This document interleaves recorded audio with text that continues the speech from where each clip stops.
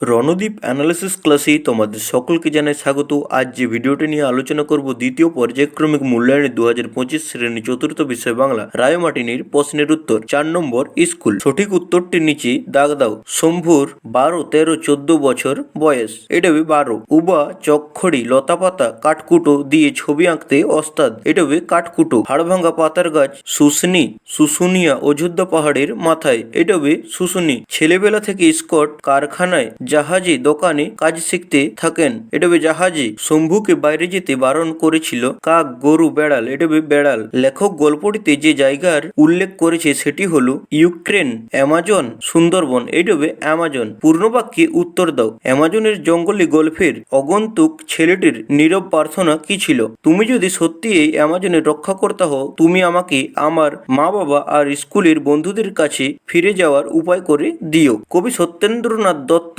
কি নামে পরিচিত? ছন্দের জাদুকর নামে পরিচিত।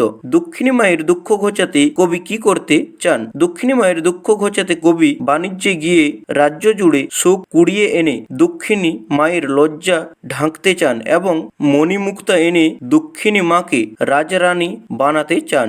গরমের ছুটি আর পূজার ছুটিতে মামা বাড়িতে আসার পথ বদলে যায় কেন? বর্ষার জল জমে থাকার কারণে পুজোর ছুটিতে ও গরমের ছুটিতে মামার বাড়ি আসার পথ বদলে যায়। অ্যাডভেঞ্চার বর্ষায় গল্পে সেজ পিসিমার গ্রামের নাম কি ছিল? গ্রামের নাম ছিল চন্দ্রহার। নিচের বাক্যগুলিতে কোন পুরুষের ব্যবহার হয়েছে লেখো। বড় মা ছোট মা আমাকে ওই ঝড় জলের মধ্যে দেখে অবাক। এটাবে উত্তম পুরুষ। অতি শান্ত তোমার চলার গতি। এটাবে মধ্যম পুরুষ। বসে বসে দেখি উত্তম পুরুষ। মাটির কড়াইতে মাছের ঝোল রাঁধছে। এটাবে প্রথম পুরুষ। কর্ম চিহ্নিত করো। মাঝিরা নিশ্চিত মনে নৌকা ভাষায়। দাদুকে আমি ভালো করে তুলব। সন্ধি বিচ্ছেদ করো। রবীন্দ্র। রবি যোগ ইন্দ্র। দেশান্তর। দেশ যোগ অন্তর।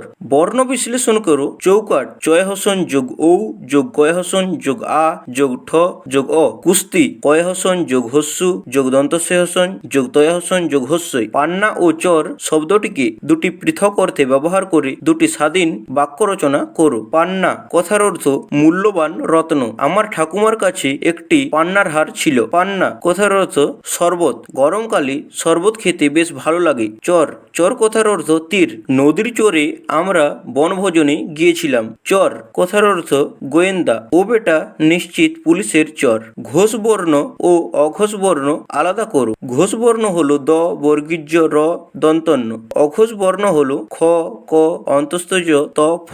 আমি সাগর পাড়ি দেব কবিতাটি কবির নাম সহ 8 লাইন মুখস্থ লেখো। আমি সাগর পাড়ি দেব কাজী নজরুল ইসলাম। আমি সাগর পাড়ি দেব আমি সৌদাগর। 7 সাগরে ভাসবে আমার সপ্ত মধুকর। আমার ঘাটের সৌদা নিয়ে যাব সবার ঘাটে। চলবে আমার বেচাকেনা বিশ্বজোড়া হাটে। ময়ূরপঙ্খী বাজরা আমার লাল বাউটা তুলে। ঢেউয়ের দোলায় মোরালো সব চলবে দুলে দুলে। সিন্ধু আমার বন্ধু হয়ে রতন মালিক তার আমার তরি বজায় করে দেবে উপহার। তোমাদের কাছে একটাই অনুরোধ, ভিডিওটি ভালো লেগে থাকলে লাইক করবে, চ্যানেলে নতুন হতে গেলে চ্যানেলটি সাবস্ক্রাইব করে দেবে। তো দেখা হবে পরের কোনো নতুন ভিডিওতে। ততক্ষণ ভালো থাকো, সুস্থ থাকো, মন দিয়ে পড়াশোনা করো।